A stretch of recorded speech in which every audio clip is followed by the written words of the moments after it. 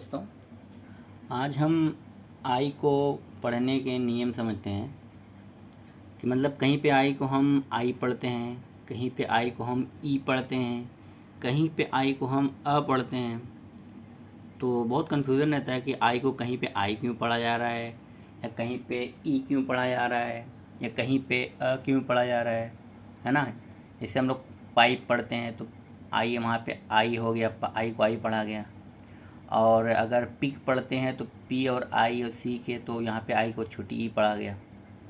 और अगर स्कर्ट पढ़ेंगे तो स्कर्ट में के बाद आई आ रहा है, तो वहाँ पे इसका मतलब आई को आ पढ़ा जा रहा है। और अगर माइंड को पढ़ेंगे तो एम के बाद आई आ रहा है, उसको हम आई पढ़ रहे हैं। तो आई को कब, कैसे और कहाँ पे क्या, किस रूल के अकॉर्डिंग उसको पढ़ना है, इसको क्लियरली हम समझते हैं। तो आई को पढ़ने का जो सबसे पहला रूल है वो ये कहता है कि अगर शब्द में, यानी कि कोई शब्द अगर कोई सिलेबल दिया हो और दो कॉन्सोनेंट के बीच में अगर आई आया हो, तो आई को हम छोटी ई पढ़ते हैं।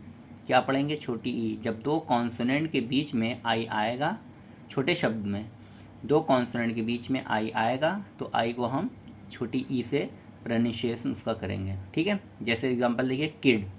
किड में के बाद के और डी दोनों कॉन्सोनेंट है, उसके बीच में आई आया है, तो आई को हमने क्या पढ़ा? छोटी, यानी कि क और ई और फिर ड, किड हो गया। उसी तरह ring, pick, sick, pink, list, sink, silk, hint, case. ठीक है, तो इस तरह से आई को हम प्रोनाउंसिएशन इसका करेंगे कि जब कोई दो कॉन्सोनेंट के बीच में आई आएगा तो हम आई को छोटी ई पढ़ेंगे। इसका दूसरा रूल है, इसका दूसरा रूल कहता है कि जब किसी सिलेबल में आई के बाद कोई एक लेटर छोड़कर, यानी कि आई के बाद एक लेटर छोड़ने का मतलब है कि आई के बाद कोई कॉन्सोनेंट हो। ठीक है, तो आई के बाद एक लेटर छोड़कर जहाँ पे कॉन्सोनेंट हो, उसके बाद कोई ई आए, तो फिर आई का जो उच्चारण होगा, यानी कि उसका प्रोनाउंसिएशन होगा, वो आई ही होगा, उसका एक्चुअल साउंड ही होगा। ठीक है, जैसे एग्जांपल देखिए, के आई एन ई। ठीक है, के आई एन ई मतलब आई के बाद एक लेटर छोड़ा, यानी एक लेटर छोड़ने का मतलब वहाँ पे क्या आएगा? कॉन्सोनेंट आएगा। ठीक है, कॉन्सोनेंट आया, उसके बाद ई आया है, तो हमने के को क्या, आई को क्या पढ़ा? काइन। ठीक है, यहाँ पे आई को आई पढ़ा तो के हो गया काइन।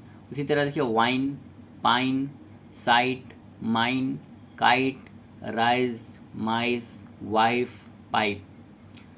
तो इस तरह से ये क्लियर हो जाएगा कि अगर दो कॉन्सोनेंट के बीच में आई आएगा, उसके बाद आई के बाद एक लेटर छोड़कर, यानी कि उस कॉन्सोनेंट को छोड़कर कोई ई आएगा, तो हम आई को आई ही पढ़ेंगे।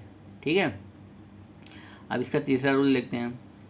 तो तीसरा रूल ये कहता है कि जब किसी शब्द में या सिलेबल में आई के बाद एन डी और एल डी आए, क्या है? आई के बाद एन डी और एल डी आए, तब भी हम आई का उच्चारण या उसका प्रोनाउंसिएशन आई ही करेंगे। एग्जाम्पल देखिए, जैसे वाइंड। ठीक है, हाइंड।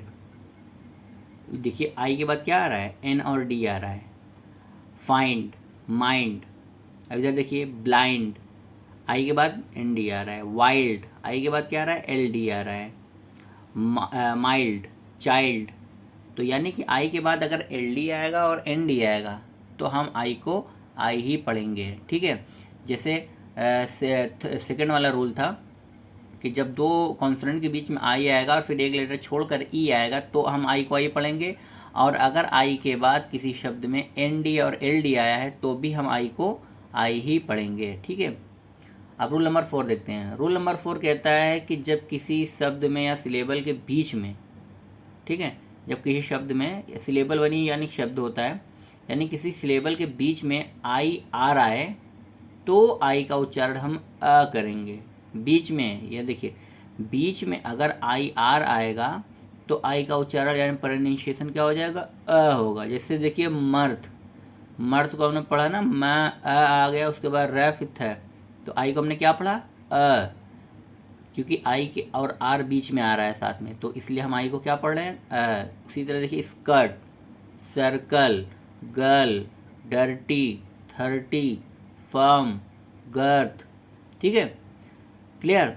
तो यहाँ पे अगर किसी शब्द के बीच में अगर आई और आर साथ में आएगा तो आई को हम क्या प्रोनाउंसिएशन उसका करेंगे, अ करेंगे।